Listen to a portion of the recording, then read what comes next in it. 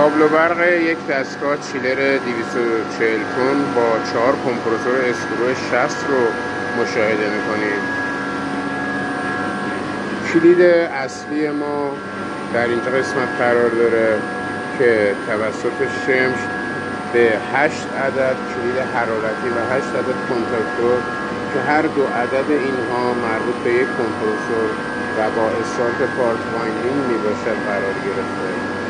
4 عدد اینورتر جهت کنترل دور فنها در نظر گرفته شده.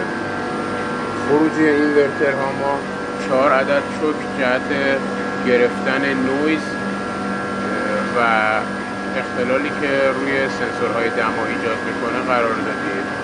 4 عدد سوپر هیت کنترل قرار دادیم.